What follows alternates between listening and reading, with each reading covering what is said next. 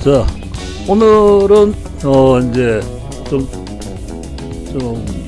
릴렉스 할 수 있는, 그냥 웃고 넘어갈 수 있는 그런 주제로 한번 진행을 해볼까 하는데요.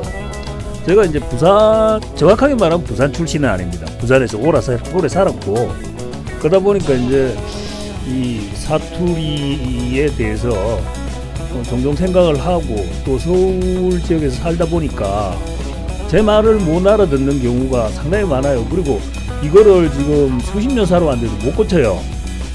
지금 약간 뭡니까? 약간 표준어에 가깝게 가급적이면 사투리를 안 쓰려고 그러는데, 이게 이제 친구를 만나거나 아니면 집안 사람들 만나서 사투리를 쓰기 시작하는데 그때부터 나오기 시작하죠. 그러면은 주변에서 무슨 소리 하는지 몰라요. 그러다 보니까 이제 아무래도 요즘 이제 좀 부산이 이제 좀 핫플이지 않습니까? 가서 이제 갔는데 부산 사람이 하는 말을 못 알아듣고 오히려 이제 시비를 거는 것처럼 오해를 할 수도 있고, 그래서 한번 이런 걸 가지고 이야기를 해보면 재밌지 않겠나, 그런 생각이 들어서 한번 만들어봤습니다.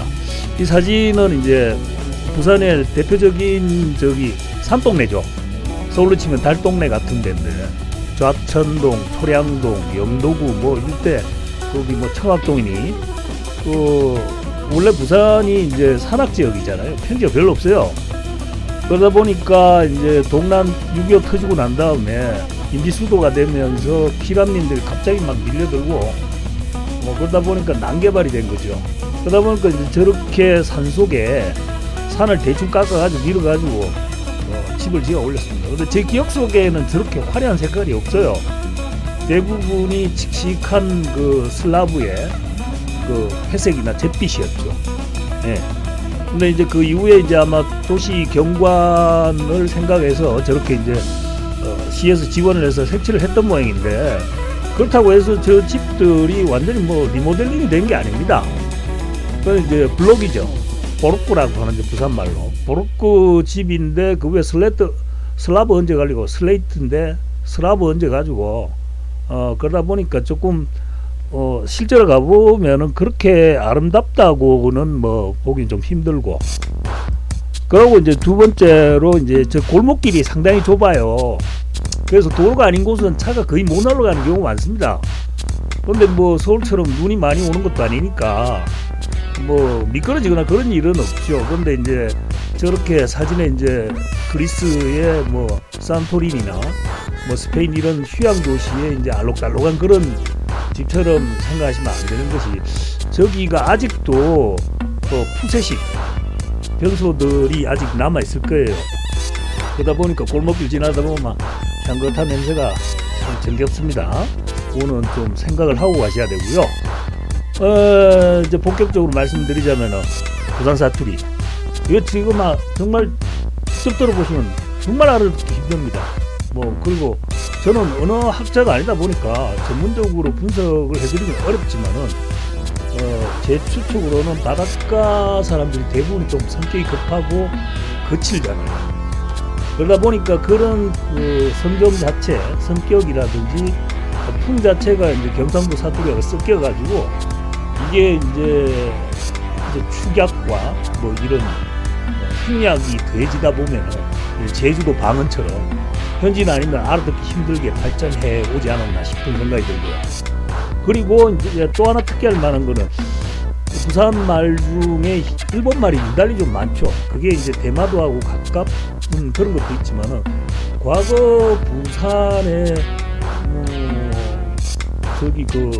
일본인들이 섹스 관광을 많이 왔어요. 그 부산 광안리에 그 신천지라고 있었는데 어마어마하게 컸습니다. 거의 대월 수준으로 지었는데, 제 기억 속에 이렇게 돌이켜보면은 거기에 이쁜 섹시들이 수백 명이 거기 있었어요.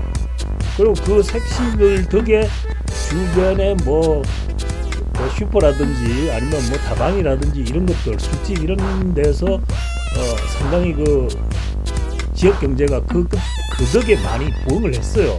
그러다 보니까 이제 일본어가 자연스럽게 섞여 생활 속에 스며든 거죠. 그래서 일본어가 많이 들어가 있는 경우가 많습니다. 그래서 일본어하고 부산 사투리가 섞여서 이야기를 하면 이게 도대체 일본 말인지 어느 나라 말인지 구분이 안 갈 때가 많습니다.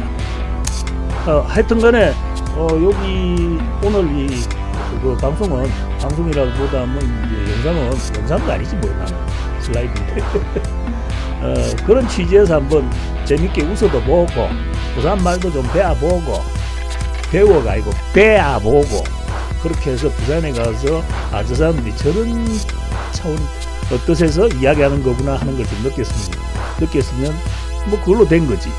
자, 그래서 오늘 제일 먼저 이제 이 부산의 특징을 다시 한번 설명을 드리면 축약이 심합니다.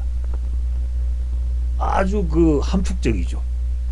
그리고 주어라든지 목적어라든지 이런 게 싹 생략되는 경우가 많아요. 그 다음에 이거는 좀 자랑은 아닌데 욕이 엄청나게 발달해 있습니다.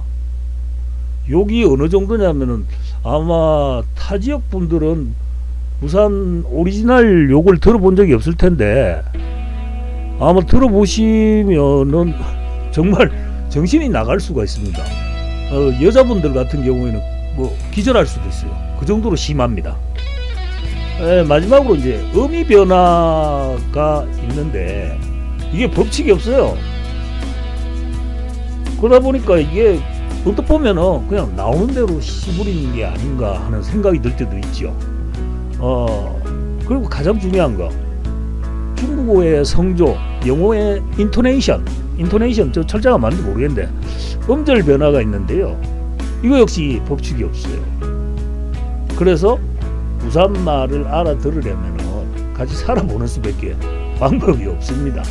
아니면 이렇게 이야기해 줄 때 한번 들어보든지 그것도 뭐 방법이죠. 자, 이제 가장 그 인터넷에서 많이 알려진 이거에 대해서 실질적으로 이게 성조가 중요한데요. 인토네이션 이게 좀 중요한데 이거 없이 그냥 이렇게 해놔놓으면은 도대체 저게 무슨 말인지를 몰라요. 그래서 그 아이 라는 이거는 의문문이죠. 상대편이 확인해보는 이런 경우에는 이렇게 끝이 올라가줘야 됩니다. 근데 이렇게 나오면은 부산 사람도 못 알아들어요. 이거는 의문문이 아니고 의문문이 아니에요. 확인하는 거죠. 그 애였구나. 마지막으로 가가 5번이 연속되는 거예요. 그 아이가 그 아이구나 확인하는 거예요. 이런 같은 경우는 가가 이렇게 됩니다. 다시 한번 들어보세요. 그 애냐? 가가 그 애구나. 이거는 의문문이야. 자, 다시 그 밑에 있는 거. 가가. 자, 이해되십니까? 자, 그 다음 문장을 한번 보죠. 밥은 먹었느냐? 식사는 했느냐? 친구 사이인 경우에는 딱 얼굴이 마주치면 묻나? 아니면은 밥을 넣어주면은 밥 묻나? 밥 묻나? 내보다 나이가 좀 많은 선배다. 밥 묻소? 밥은 드시는겨? 식사는 하시는겨? 밥은 드시는겨? 밥 묻소? 이제 조금 저기 오타입니다. 조금 어색한 어른. 밥은 자시소? 또는 밥은 자시는겨? 또는 식사했는겨? 약간 식사했는겨? 이렇게 하면 약간 도전적이고 상대편을 도발하는 듯이 보이지만 사실은 부산 사이에서는 친한 사이에서는 약간 오히려 그렇게 이야기를 해줍니다.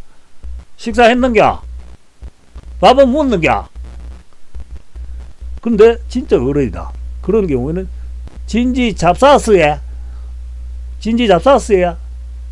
자, 이해되십니까? 자, 오늘 배운 걸 한번 연습을 해 보십시오. 그 부산에 가가지고 좀 친한 그 저기 선배나 친구 이렇게 만났을 때 이런 말을 한번 써보시면은 대화에 아주 그냥 윤기가 살살 돌면서 서로의 관계가 좀 더 돈독해지는 그런 느낌이 들 겁니다. 요거 오늘은 요까지만 하고요. 다음에는 또 다른 그 사투리를 좀 저기 생각을 좀 해가지고 다시 한번 구성을 해보겠습니다. 그 오타난 건 좀 이해해 주십시오. 그까지 뭐 씨발놈 그 저기 한글도 모르면서 뭐 저기 욕하지 말고요. 예. 자, 제가 시간이 되면은 욕에 대해서도 한번 강의를 해주고 싶은데 이거 잘못했다가는 유튜브에서 계정 삭제 조치도 당할 수가 있습니다. 그래서 이 욕을 진짜 한번 들어보고 싶다라고 생각하시는 분들은 개별적으로 연락을 주시면은 전화로 제가 평생에 듣기 힘든 심한 욕설을 한번 퍼부어 드리겠습니다. 아마 들으면은 이렇게 해서 사람을 죽이게 되는구나 하는 생각이 드실 겁니다. 감사합니다.